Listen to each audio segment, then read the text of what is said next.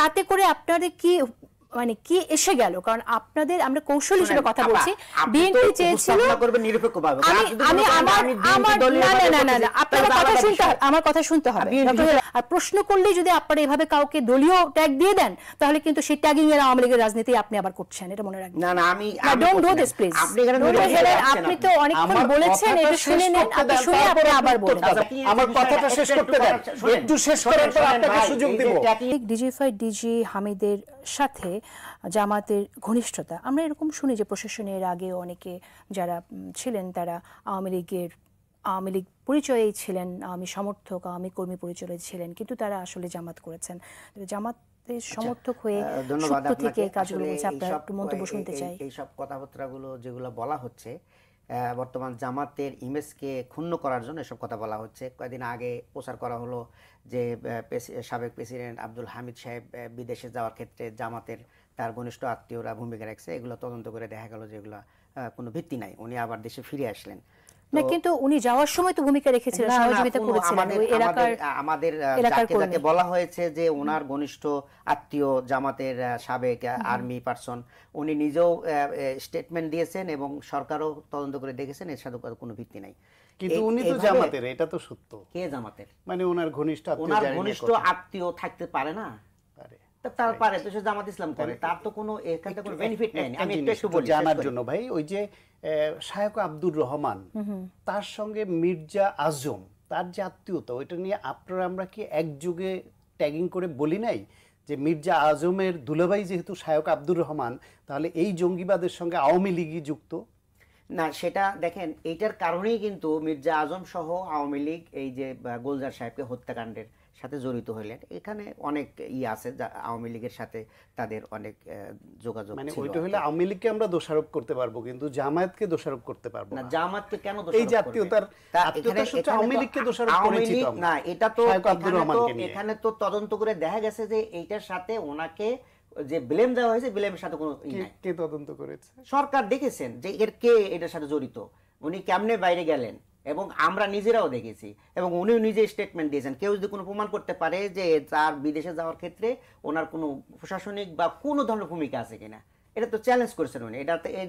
এটা একটা জামাতের ইমেজ ক্ষুণ্ণ করার জন্য দেওয়া যায়। আর যদি এটা যদি তাদের সাথে আমাদের সম্পর্ক থাকতো, তাহলে আমাদের ব্রিগেডের আজমিকে এই 8.5 বছর আয়নাগরে থাকতে হলো কেন, ব্যারিস্টার আরমানকে আয়নাগরে থাকতে হলো কেন, এবং আমাদের এখনো শিবিরের 8 জন ভাই এখনো গুমের মধ্যে আছে, আমরা জানিয়ে তাদের ঠিকানা কোথায় আছে। এটা গেল একটা ক্রেডিটের বিষয়, যেটা আমি বলতেছি সেটা হলো যে আপনারা জানেন যে ওই সময়ে মির্জা ফখরুল সাহেব উনি একটা স্টেটমেন্ট দিয়েছিলেন যে এটার সাথে আমাদের কোনো সম্পর্ক নাই, এটা ছাত্রদের আন্দোলন, এটাতে আমাদের বিএনপির সাথে আমাদের কোনো সম্পর্ক নাই। আর অপরদিকে মিয়া গোলাম পরোয়ার সাহেব উনি সাংবাদিক সম্মেলন করে ঘোষণা দিয়েছিলেন যে ছাত্রদের আন্দোলনের সাথে দেশের জনগণ সবাই মিলে এটাকে সাফল্যমণ্ডিত করেন। এটা হলো জনগণ বিচার করবে কারা ক্রেডিট। আমরা এগুলা নিজেরা গলাবাজি করে আমাদের প্রমাণ করার দরকার নাই, এটা প্রমাণ রয়ে গেছে, জনগণ বিচার করবে আগামী দিনে ভোটের সময়। আমার মনে হয় বিএনপি মহাসচিবের যে কথাটি আপনি বললেন এই বিষয়ে আমরা অনেক শুনেছিও, সেটাও আপনি পরের কথাটি বোধহয় আপনি খেয়াল করেন। তিনি এরপরে হলো যে আমাদের মানে পালিয়ে যাওয়া প্রধানমন্ত্রী, ওনার সর্বশেষ স্লোগানটা কি ছিল, যে এটা হলো জামাত শিবিরের আন্দোলন। এটা ছিল জামাত শিবিরের আন্দোলন। উনি সব ভুল বললেও এই কথাটি ঠিক বলে গেছে। এই কথা ভুল বলেন না, এটা বলে উনি জামাতকে নিষিদ্ধ করলেন। না, জামাত শিবিরকে যেহেতু নিষিদ্ধ করেছে এই কারণে, তাহলে জামাত শিবিরই এই আন্দোলনটা করেছে, এটাই আপনি দাবি করতে চাইছেন? আমি কেন দাবি করব, এটা জনগণ বলবে। আমি জনগণ ভোটের সময় আমাদের ক্রেডিট দিলে হবে। ওকে, ঠিক আছে। আংশিক তথ্যটা ভাই দিয়েছেন, যেটা আমি বলতে যাচ্ছিলাম সেটা হলো, আমি আগেও বলেছি রাজনৈতিক দলগুলোর এটা একটা কৌশল ছিল, যখন শেখ হাসিনা ট্যাগ করতে চাচ্ছে যে এটা বিএনপি জামাতের আন্দোলন, এটা সাধারণ ছাত্র জনতার আন্দোলন না, যাতে করে তারা আগে জঙ্গি দমনের নাম করে বিএনপি জামায়াতকে যেভাবে নিপীড়ন করা, গুমখুন করার বৈধতা নিয়েছে একরকম, ঠিক একইভাবে এখানে গুলি চালানোর বৈধতা নিতে পারে, বা তাদের সমর্থনে অনেকে এগিয়ে আসে। চালায়নি ভাই, শেষ করি, চালিয়েছে, তারা কি শেষ গুলি করি ভাই, চালায়নি? শেষ করি। এবং শোনেন, সেজন্য শোনেন, শেষ এগুলা করি, tracking এর আমার বিষয়টা কথাটা শেষ একটু করতে দেন, শোনেন, একটু শেষ করার পর শোনেন আপনাকে ভাই, সুযোগ এই যে দিব। tracking এর শেষ বিষয়টা করেন। আমার কথাটা শাপলা শুধু চত্বরে, শেষ করতে দেন। অ্যাডভোকেট হেলাল, শাপলা চত্বরে যখন বেগম খালেদা জিয়া বললেন যে সবাই নামে আসেন, আচ্ছা, জামাত শিবির নামে আপনি আসলো, তো- বিএনপির একটা লোক আপনি তো নামে আসলো। বললেন ভাই। আপনারা যে ভাই বলতেছেন এত credit অধৈর্য, নেওয়া। এত না, না, অধৈর্য অধৈর্য কেন? না, একটু বলতে দেন। আপনারা শুধু বলেই আরে যাবেন, আর কথাটা- জনগণ খালি শুনেই যাবে, এটা কথা হলো? আপনি শাপলা আচ্ছা, চত্বরে আপনার শেষ হলে আমি বলি। শাপলা মানে চত্বরে ওরা তো সকল- অধৈর্য কেন? না, না, অধৈর্যের বিষয় না। আপনি আমার কোন কথা গেটে বলাটা যাচ্ছেন? বলতে দেন। আচ্ছা শেষ ডক্টর করতে হেলাল, যাচ্ছেন আপনি আপনি। তো অনেকক্ষণ আমার বলেছেন, কথাটা এটা শুনে শেষ নেন, করতে আপনি দেন, শুনে আপনি তারপরে আবার উত্তরটা বলেন। আচ্ছা, দেন। বলেন, বলেন। এটুকু ভদ্রতা তো আশা করব যে আমার কথাটা শেষ করতে দিয়ে উত্তরটা দিবেন আপনি। বলেন আপনি। সেটা হলো যে জামায়াত ইসলাম এবং বিএনপি বা অন্যান্য রাজনৈতিক দল, প্রধান শক্তি হিসেবে এই দুই দলই তারা এইখানে নিজেরা প্রকাশ্য অবস্থান নেয়নি। শুরুতে ছাত্র জনতাকে সামনে রেখে তারা ব্যাকিং করেছে এবং তাদের নেতাকর্মীদেরকে আন্দোলনে একাত্ম করে দিয়েছে দুটা দলই। অন্যরাও করেছে, আমি প্রধান শক্তি বলে দুইটাকে বলছি।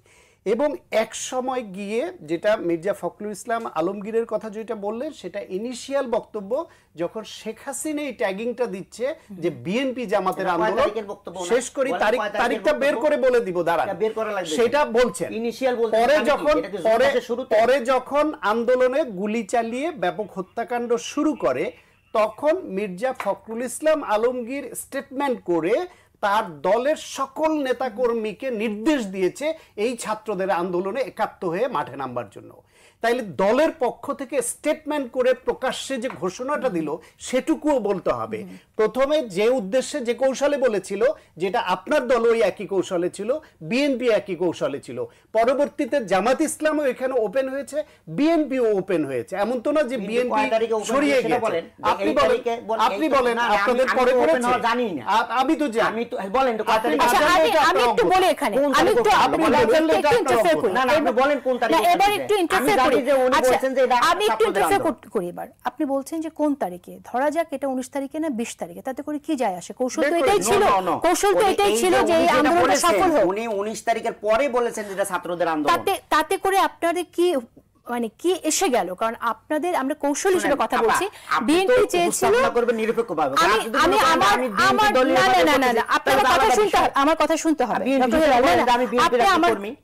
আমার কথা শুনতে হবে।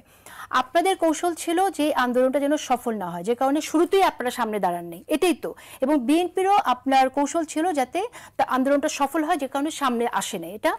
এটার সাথে বিএনপি জামাত জড়িত নয়, এটা আপনারা এই কারণেই আপনারা এই ব্যাপারটা প্রমাণ করতে চেয়েছেন যাতে করে আন্দোলনটা সফল হয়।